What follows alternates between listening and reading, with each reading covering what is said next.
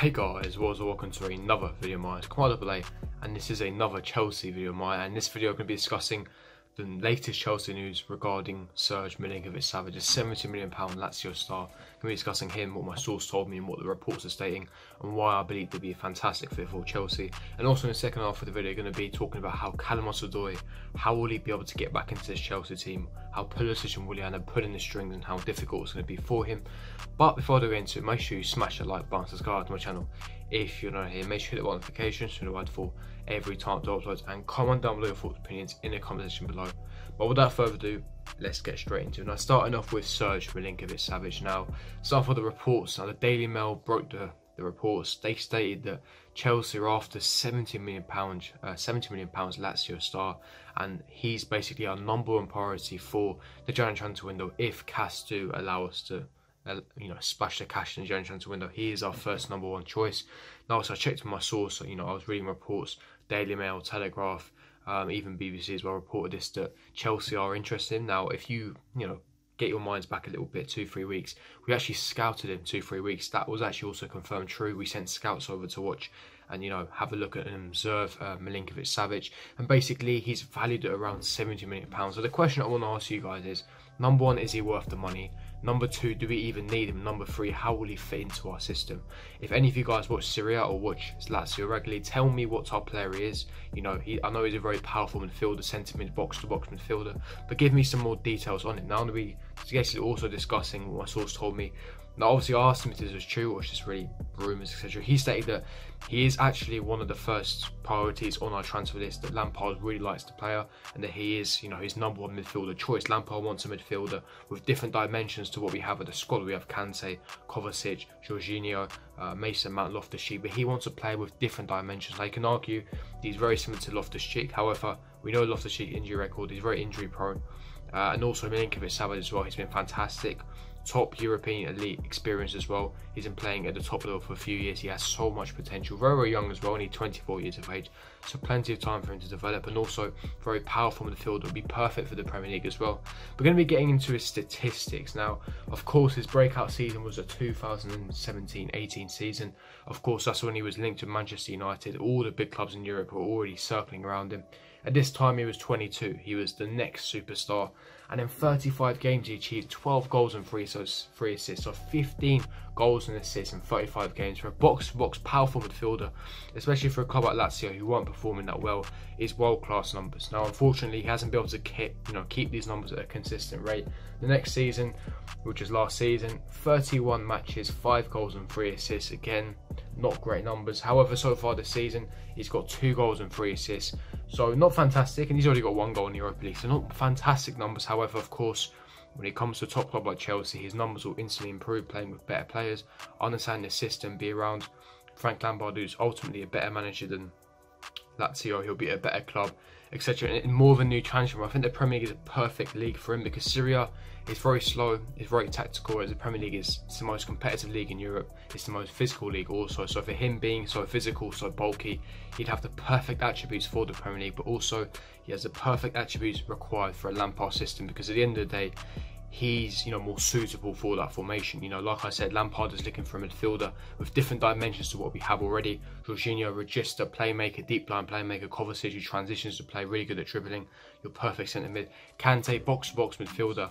And Serge Milinkovic-Savic is more of a tall, powerful player. Of course, he is 6'3" as well, so that's a massive bonus. Being so tall, physical, and height is a massive issue in our team. He'll definitely benefit that on that side. And the only issue I do have with this is, of course, he is valued at £70 million, and that is, we could always argue that that could be more money better spent elsewhere.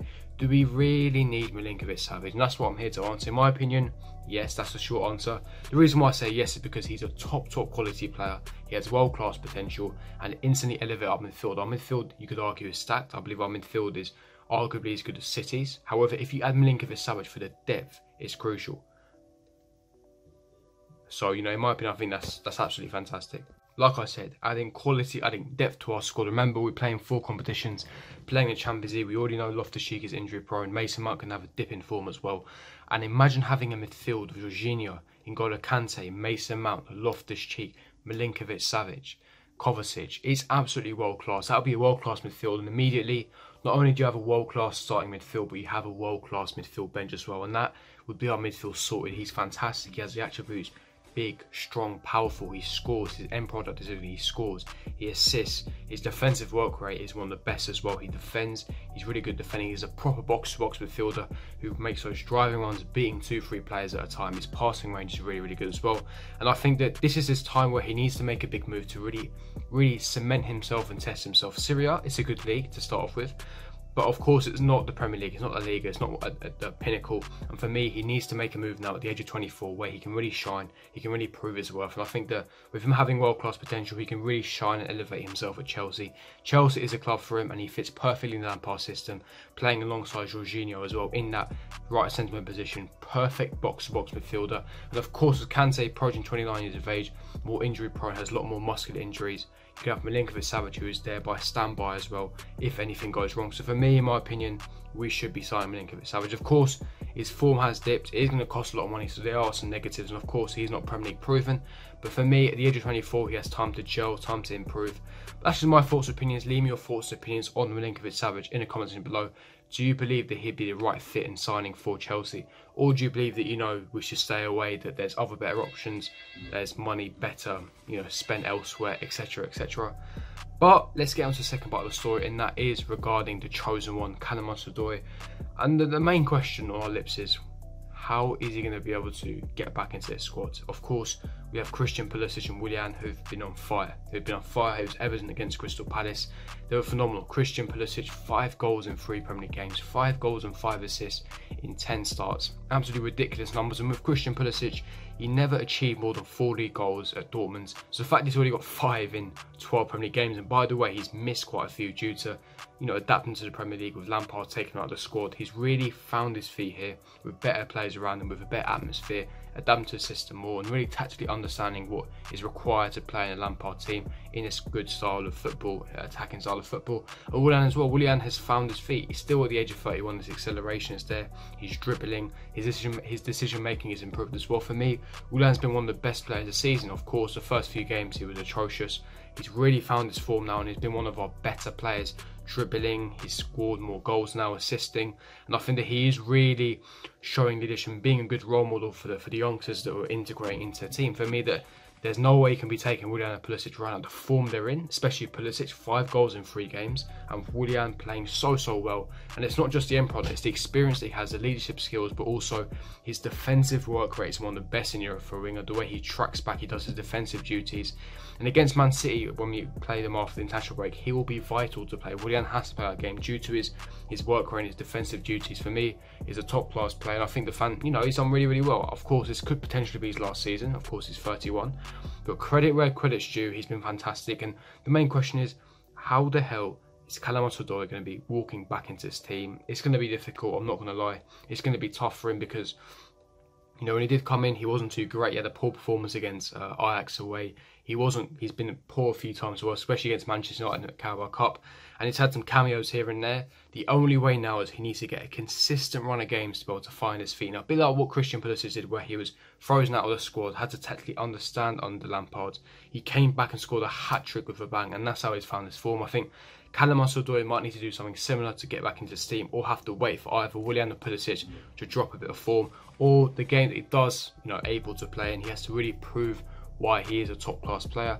But for me, like I said, we have so many options, different formations, 4-2-3-1, 4-3-3. We could even have Pulisic at number 10 position. Playmaking abilities is world class. Playmaking at number 10 position, having those inverted wingers that wide, playing through the middle, going through the heart of the defence, in behind the lines, in the half spaces.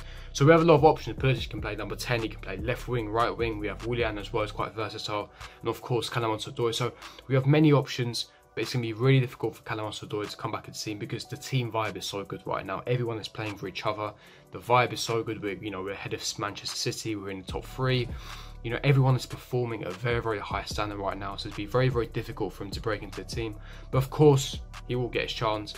But yeah, I'm going to wrap up the video there, guys. If you did enjoy this video, don't forget to smash that like button, subscribe to my channel if you're not here. Make sure to hit the notification so you're for every time I do upload, and comment down below your thoughts and opinions in the comments section below. And I'll see you guys for my next video. Peace.